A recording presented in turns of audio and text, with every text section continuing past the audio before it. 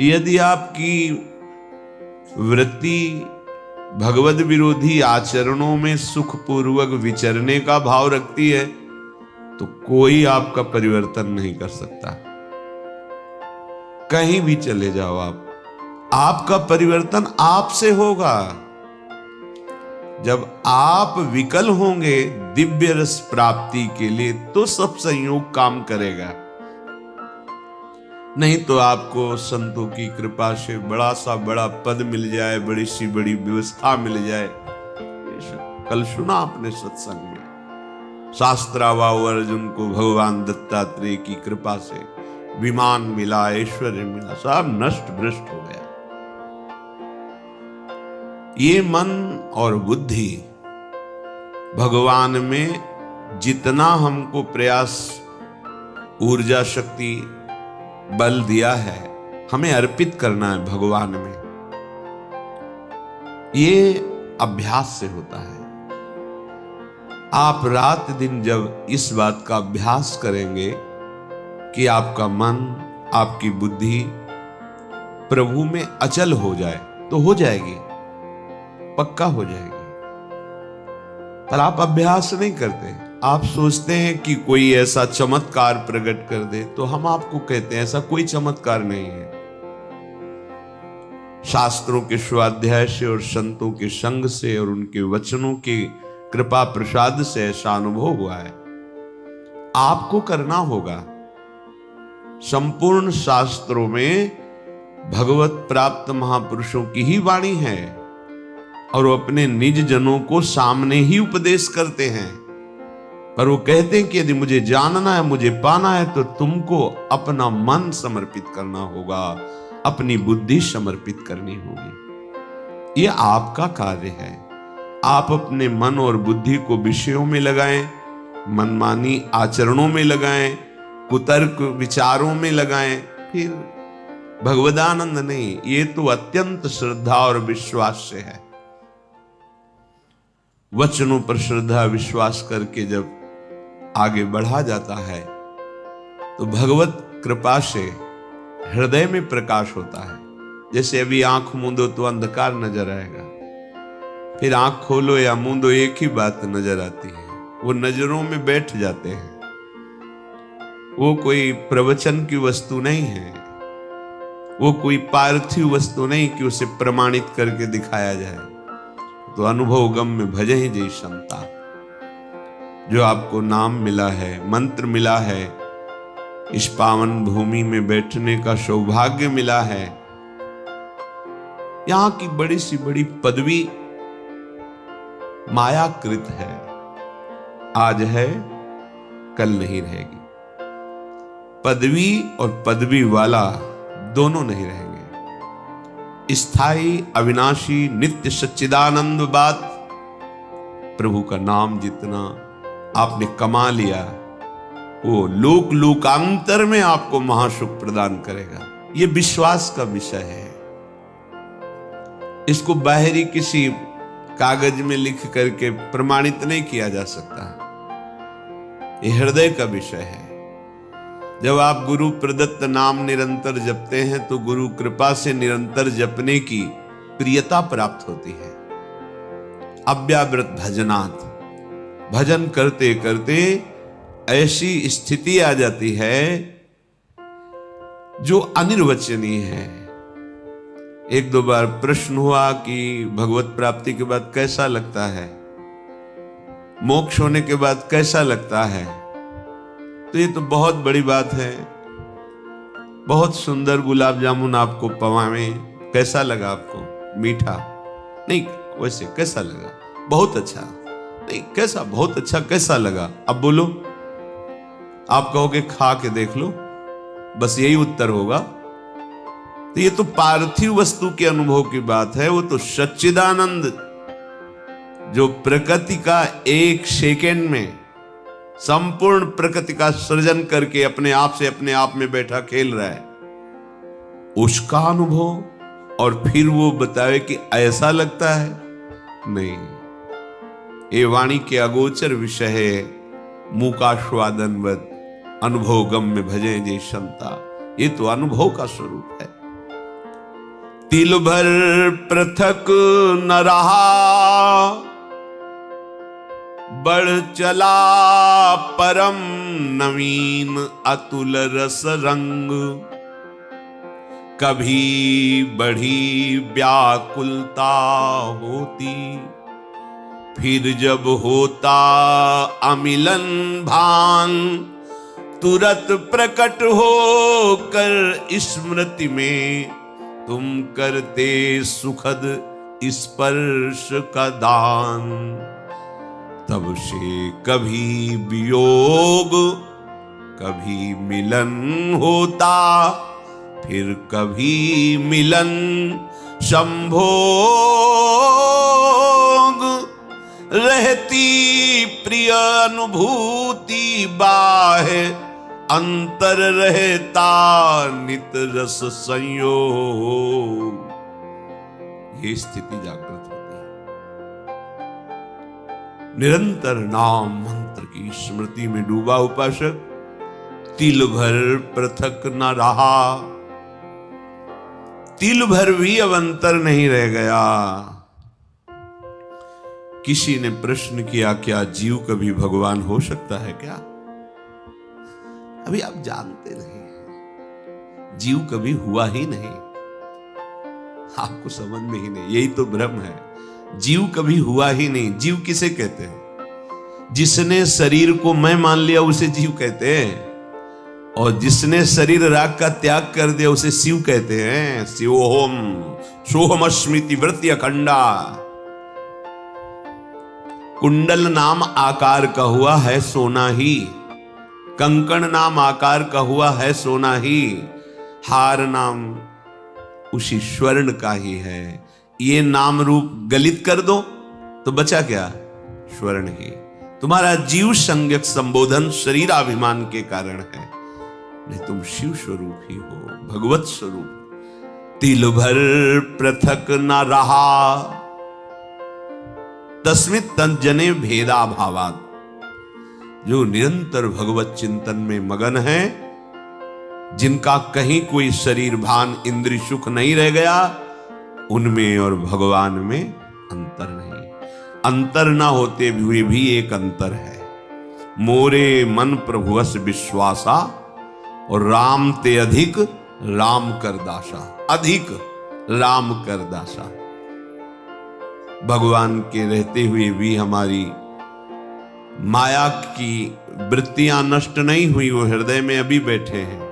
और भगवान के प्रेमी महाभागवत का आश्रय लेकर उनके वचनों के अनुसार चलो तो बैठे नहीं रह सकते, यहां छुप कर नहीं बैठे रह सकते, वो प्रकाशित हो जाएंगे। बढ़ चला परम नवीन अतुल रस रंग, जिसकी त्रिभुवन में किसी से भी तुलना नहीं दी जा सकती। कैसा स्वाद है भगवदानंद? बोले अमुक जैसा, उदाहरण ही नहीं है, वो अद्वितीय है। तिल भर पृथक न रहा, बढ़ चला परम नवीन अतुल रस रंग। किससे उदाहरण दे?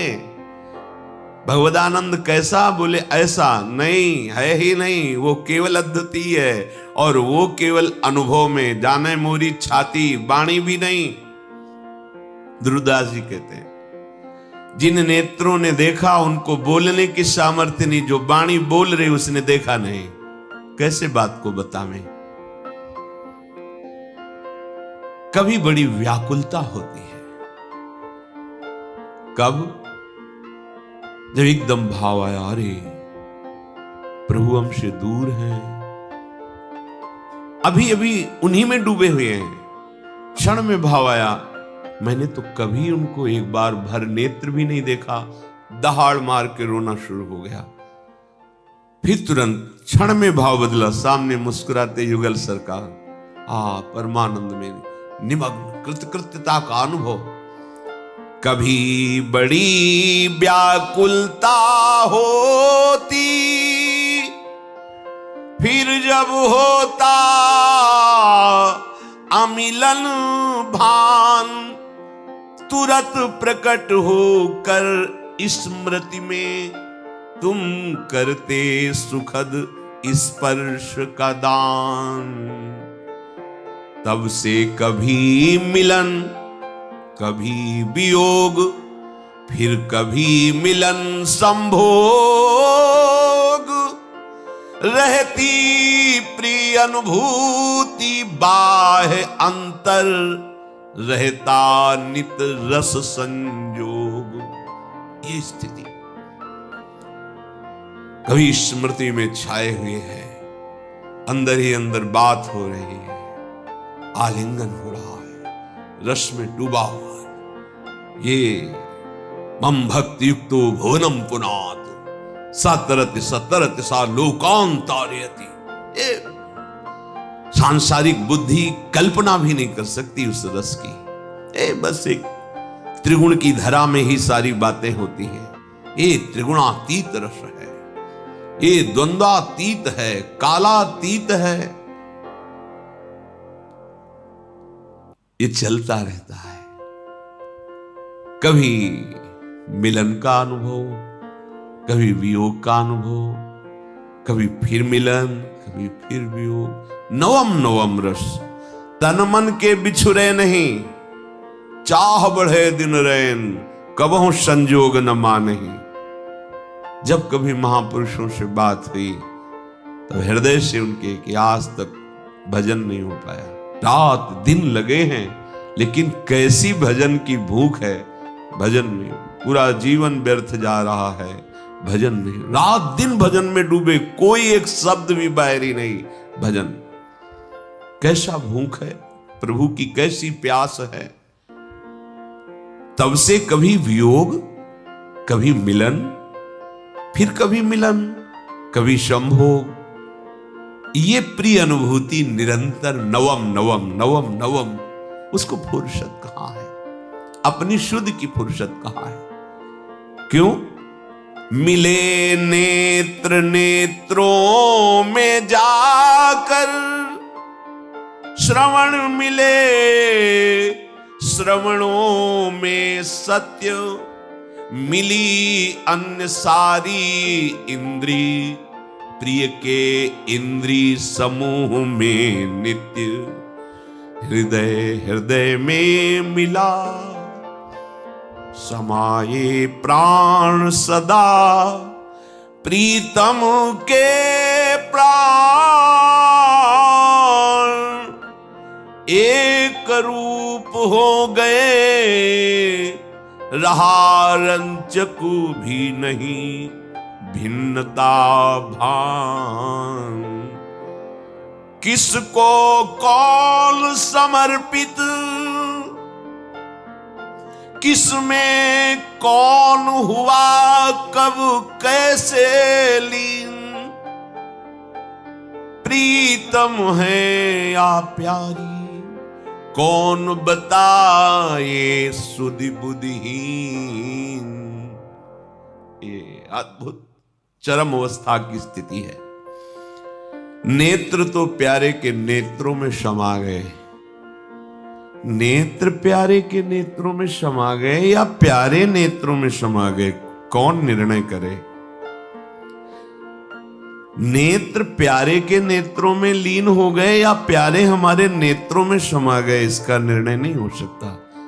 किसको कौन समर्पित, किसमें कौन हुआ कब कैसे लीन, निर्णय नहीं है। प्राण भय कान में, कान भय प्राण में, ही में न जान परे कान है कि प्राण है।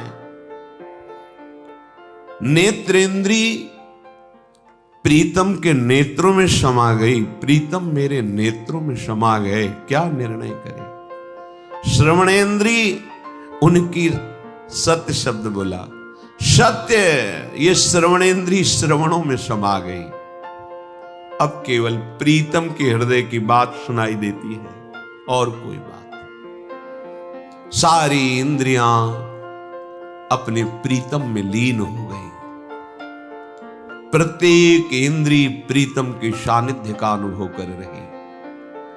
हृदय हृदय में मिल गया, प्राण प्राण में समा गए, प्राण प्रिया प्रीतम हो गए। शपथ पूर्वक कहते, मेरे प्राणनाथ श्री श्यामा शपथ करो तिरछी।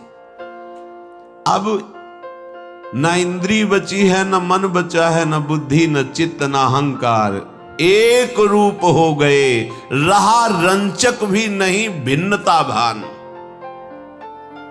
अब किसको कौन समर्पित?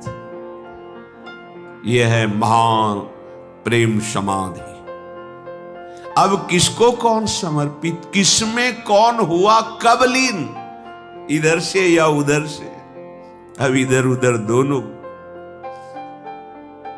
दोनों की बात नहीं रहेगी। अब एक हो गए, एक रूप हो गए, रहा रंचक भी नहीं भिन्नता भान।